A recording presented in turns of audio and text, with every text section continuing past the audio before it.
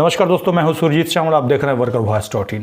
दोस्तों, आप कर्मचारी हैं, मजदूर हैं, कहीं काम करते हैं और ऐसी स्थिति में आपकी कंपनी या मालिक के द्वारा आपको सैलरी नहीं दिया जाए या फिर नौकरी से निकाल करके और आपका सैलरी होल्ड कर लिया जाए। ऐसी स्थिति में आपके पास एक ही उपाय होता है कि लेबर कोर्ट का दरवाज़ा खटखटाए।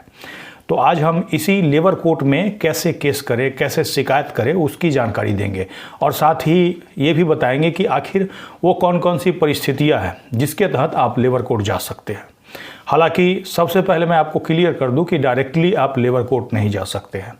तो इसके लिए क्या प्रोसेस है, आज हम उसकी जानकारी लेकर के आए हैं। तो आइए हम उसको स्टेप बाय स्टेप करके जानते हैं। हाँ दोस्तों, आप चाहे जहाँ भी काम करते हो, चाहे सरकारी विभाग हो, गैर सरकारी विभाग हो, कोई होटल हो, कोई रेस्टोरेंट हो, कोई दुकान हो, ऐसी स्थिति में आपको अपनी कंपनी या मालिक के साथ कोई भी औद्योगिक विवाद, कहने का मतलब जो भी आप काम कर रहे हैं उसके बारे में कोई वाद विवाद होता है, चाहे आपको सैलरी नहीं दी जाती है या फिर नौकरी से निकाल दिया जाता है, और भी तमाम बात है जिसको आज हम जानेंगे।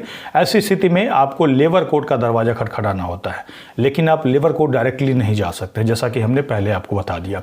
इसके लिए आपको संबंधित लेबर कमिश्नर ऑफिस में लिखित शिकायत करना होता है। लेकिन उससे पहले हम जानेंगे कि आखिर वो कौन कौन सा मामला है जिसके तहत हम लेबर कमिश्नर के पास शिकायत कर सकते हैं। दोस्तों, आपको बता दूं कि आपसे काम करवा करके वेतन, मेहनताना यानी कि सैलरी का भुगतान नहीं करना, सरकार द्वारा तय न्यूनतम वेतन का भुगतान नहीं करना, तीसरा है सरकार द्वारा तय काम के घंटे से ज़्यादा काम करवाकर ओवर टाइम नहीं देना, चौथा है कंपनी के पॉलिसी के मुताबिक प्रमोशन नहीं देना, पाँचवा है सरकार द्वारा तय महंगाई भत्ते का भुगतान नहीं करना, पाँचवा है बोनस का भुगतान नहीं करना, छठा है ग्रेच्युटी का भुगतान नहीं करना, सातवां है बिना किसी नोटिस के कर्मचारी को नौकरी से निकाल देना, कंपनी पॉलिसी के खिलाफ ट्रांसफ़र कर देना और कानूनी मांग के कारण सेवा से बर्खास्त कर देना।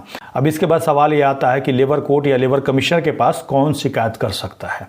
तो आपको बता दें, चाहे आप सफाई कर्मचारी के रूप में काम करते हो, कहीं सॉफ्टवेयर इंजीनियर के रूप में काम करते हो या फिर हवाई जहाज़ के पायलट के रूप में ही क्यों ना काम करते हो, अगर आप ID एक्ट यानी कि इंडस्ट्रियल डिस्प्यूट एक्ट 1947 के तहत वर्कमैन के परिभाषा में कवर्ड हैं तो आप लेबर कमिश्नर के पास शिकायत कर सकते हैं। अब आप पूछेगा कि वर्कमैन की परिभाषा क्या है या फिर इसमें कौन कवर है। तो आपको बता दें कि वो सारे लोग वर्कमैन की कैटेगरी में आएंगे, चाहे जो भी जॉब वो परफॉर्म कर रहे हो। लेकिन उसमें कौन नहीं आएगा, तो जो सुपरवाइजरी कैटेगरी में या फिर मैनेजरियल या एडमिनिस्ट्रेटिव पोस्ट पे काम कर रहा हो, कहने का मतलब जिसको किसी को नौकरी से निकालने का अधिकार हो या फिर जिसको कोई कर्मचारी रिपोर्ट करता हो, ऐसी स्थिति में आप वर्कमैन के अंदर नहीं आएंगे। और ऐसी स्थिति में अगर आपके साथ नौकरी से निकाला वगैरह जाता है तो आप सिविल सूट दायर कर सकते हैं सिविल कोर्ट के अंदर जा करके।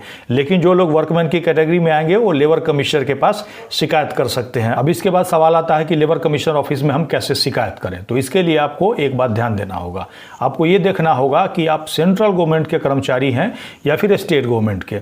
अगर आप किसी स्टेट के अंदर किसी दुकान, होटल, रेस्टोरेंट या कोई भी प्राइवेट कंपनी हो गया या फिर उस स्टेट गवर्नमेंट के किसी ऑफिस के अंदर काम करते हैं, ऐसी स्थिति में आप स्टेट गवर्नमेंट के कर्मचारी होंगे और ऐसी स्थिति में आपको स्टेट गवर्नमेंट का जो लेबर कमिश्नर ऑफिस होगा वहाँ पे शिकायत करना होगा। और अगर आप सेंट्रल गवर्नमेंट के किसी विभाग में, जैसे रेलवे हो गया, पोस्ट ऑफिस हो गया, CBSE हो गया और भी बहुत सारा विभाग जो कि भारत सरकार के या फिर कोई मंत्रालय है, तो उसके अंदर आप कॉन्ट्रैक्ट वर्कर, डेली वेजर आदि किसी भी रूप में काम करते हैं तो आप सेंट्रल गवर्नमेंट के कर्मचारी हो गए। और इसके लिए आपको रीजनल लेबर कमिश्नर सेंट्रल यानी कि लास्ट में C लिख करके और ब्रैकेट लिखा होगा, वहाँ पे शिकायत करना होगा। लेकिन शिकायत करने से पहले आपको एक काम करना होगा। तो पूछेगा कौन सा काम करना होगा, तो सबसे पहले जो भी आपका विवाद है आपकी कंपनी के साथ, उस कंपनी को एक चिट्ठी यानी कि एक डिमांड आपको रजिस्टर्ड पोस्ट या स्पीड पोस्ट से भेजना होगा। लेकिन मैं आपको सलाह दूंगा कि आप रजिस्टर्ड पोस्ट से ही भेजें। कहने का मतलब, अगर आपको नौकरी से निकाल दिया गया है तो आप अपनी बात को लिखते हुए अपने हायर मैनेजमेंट को ध्यान रखिएगा, अपना डिमांड भेजते समय कम से कम वो मैनेजर हो, चाहे वो HR मैनेजर हो या फिर आपके विभाग का मैनेजर हो, अगर CMD MD है तो उसको भी एक कॉपी उसका दे सकते हैं। और उस पत्र के माध्यम से अपनी समस्या को लिखते हुए, अगर आपको नौकरी से निकाला गया है तो ये बताते हुए कि आपको बिना किसी नोटिस के नौकरी से निकाल दिया गया है और आपको नौकरी बहाल की जाए, ऐसा लिखते हुए और आप उस लेटर को भेजिएगा, उसका कॉपी संभाल के रखिएगा और जो भी रजिस्ट्री कीजिएगा उसका जो स्लिप है इसमें चिपका करके एक कॉपी अपने पास रख लीजिएगा।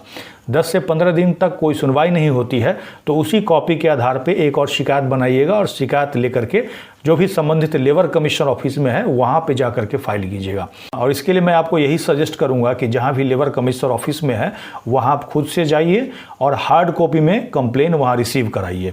जितने लोग भी पार्टी बनाइएगा उस पार्टी के हिसाब से आपको वहाँ पे कॉपी सबमिट कराना होगा और उसी हिसाब से आप फोटोकॉपी करा करके ले करके जाएं।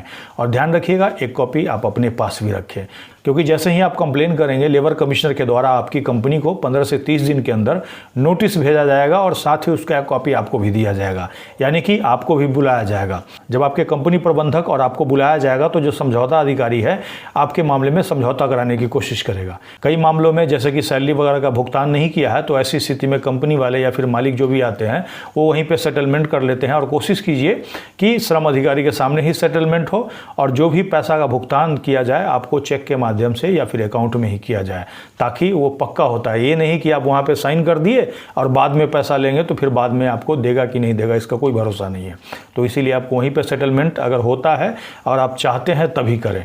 और इसके बाद भी बहुत सारे कंपनी वाले ऐसे होते हैं जो आसानी से नहीं मानते हैं। तो ऐसी स्थिति में आपने जो कंप्लेन दिया है उसका वो क्या करेंगे, रिप्लाई फाइल करेंगे।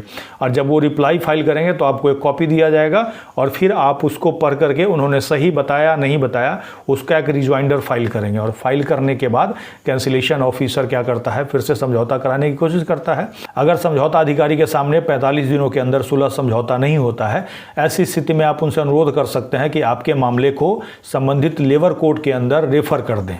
इसके बाद वो एफओसी बना करके संबंधित मिनिस्ट्री में भेज देते हैं। मिनिस्ट्री क्या करता है, उनको फिर से एक बार नोटिस करता है कि भाई आप इनको नौकरी पर रख लीजिए। उसके बाद भी वो कोई जवाब नहीं देते हैं तो लगभग 1 से 2 महीना, कभी कभी 6 महीना तक लग जाता है।